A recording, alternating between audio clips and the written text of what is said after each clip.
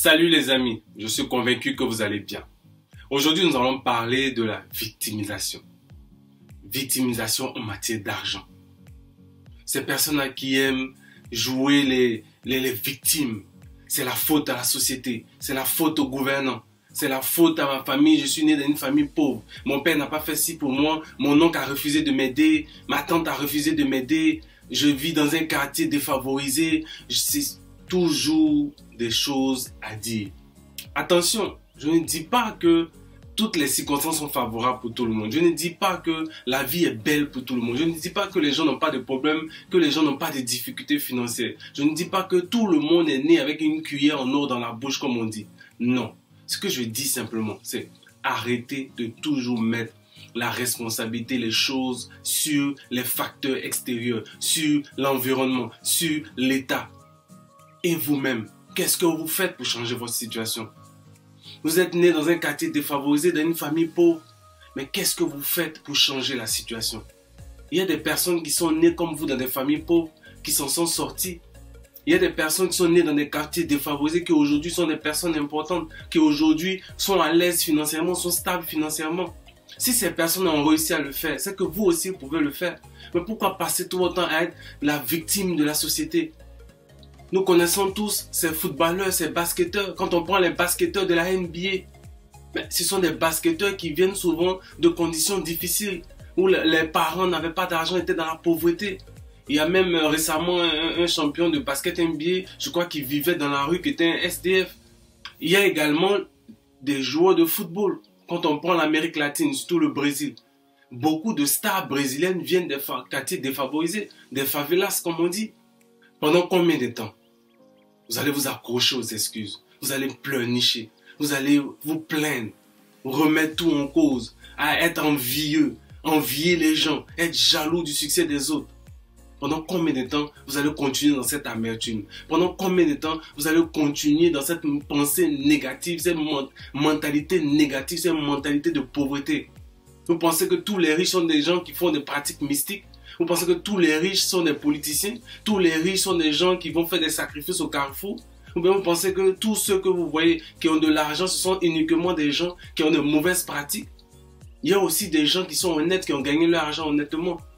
Lorsqu'on parle des personnes qui gagnent de l'argent, qui brassent des millions, pourquoi vous voyez seulement que les stars? Pourquoi vous voyez seulement que les politiciens? Pourquoi vous voyez seulement que les personnes qu'on voit à la télé ou des personnes mondaines? Il y a également la commerçante, le commerçant du quartier. Il y a beaucoup de commerçants, par exemple, de pagnes, de téléphones cellulaires, d'ordinateurs, qui gagnent des millions, qui brassent des millions par semaine ou par mois.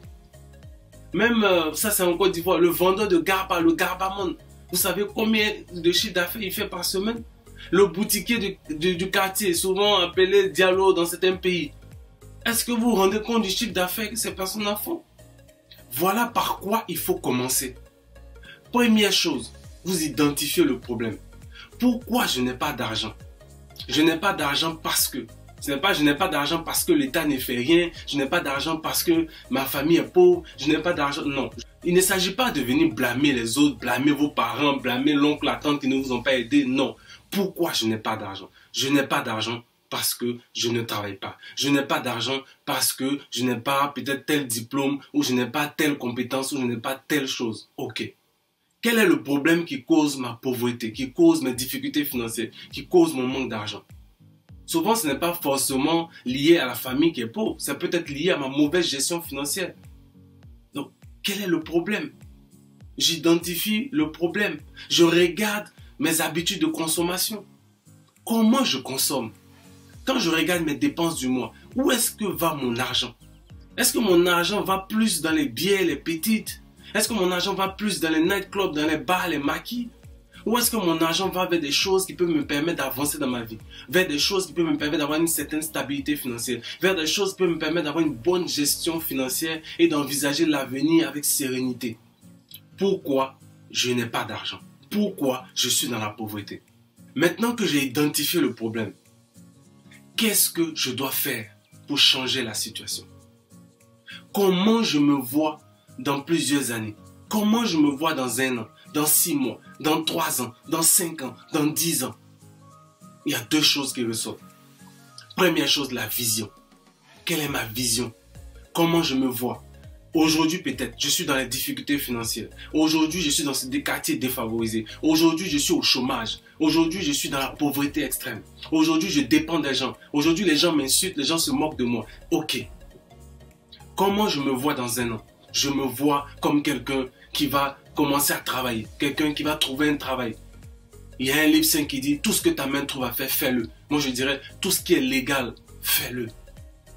Peut-être que tu as un diplôme que tu voudrais valoriser, mais tu ne trouves pas du travail pour le moment.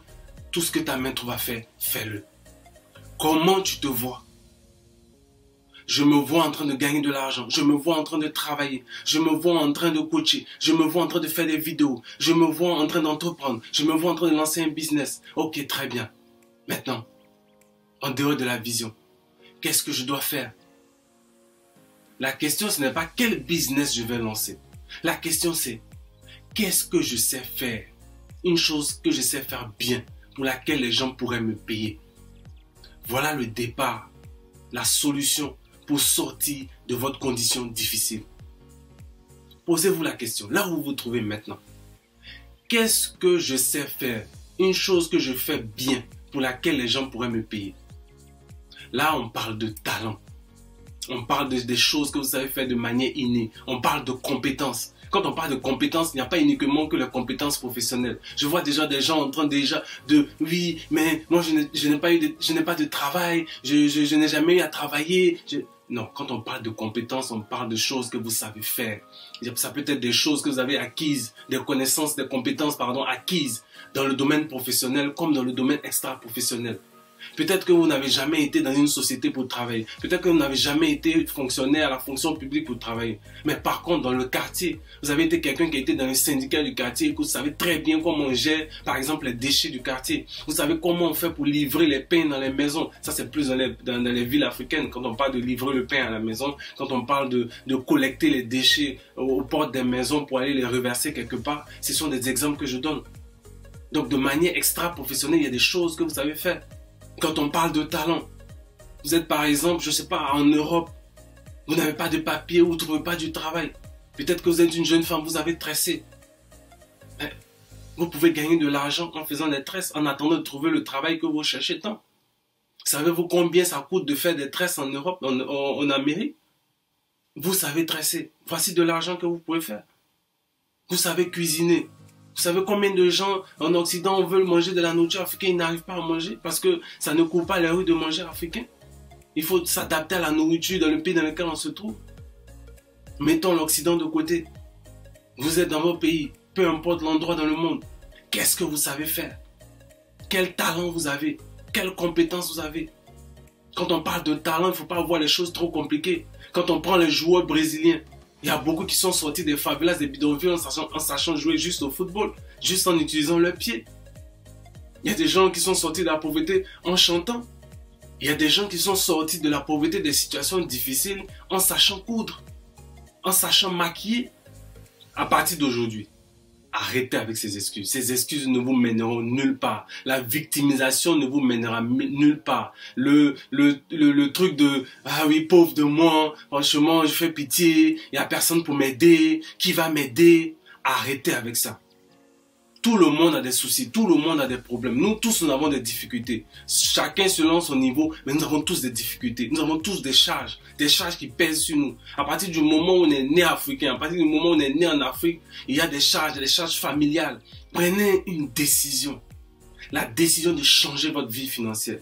Prenez cette décision-là. Peut-être que vous êtes né dans des conditions pas faciles. Peut-être que vous vivez une situation difficile, une situation financière catastrophique. Mais vous avez le pouvoir de changer les choses. Comment? En prenant le temps de vous asseoir, de réfléchir à votre situation financière, de réfléchir à ce qui vous arrive et de dire, à partir d'aujourd'hui, stop, ça suffit. Je change de condition. Stop, ça suffit. Je change ma situation. À partir d'aujourd'hui, arrêtez de chercher les gens qui vont vous aider. Cherchez ce que vous pouvez faire pour que les gens puissent vous payer. Le changement, c'est maintenant. Qu'est-ce que vous savez faire? Une chose que vous savez faire bien, pour laquelle les gens pourraient vous payer. Si vous trouvez la réponse à cette question, Vous trouverez des moyens de sortir de vos difficultés financières. Arrête de te victimiser. Tu n'es pas le premier, tu ne seras pas le dernier à vivre des difficultés financières, à vivre de la pauvreté, à vivre dans des conditions défavorables, à vivre dans des quartiers défavorisés. Le monde a toujours été ainsi. Il y a des riches, il y a la classe moyenne, il y a des pauvres. C'est chacun qui décide de réussir. C'est chacun qui décide que le changement dans sa vie financière, c'est maintenant. Le changement dans sa vie en général, c'est maintenant. Merci d'avoir regardé cette vidéo. J'espère qu'elle vous a appris quelque chose. Et à bientôt sur Éduquer ses finances.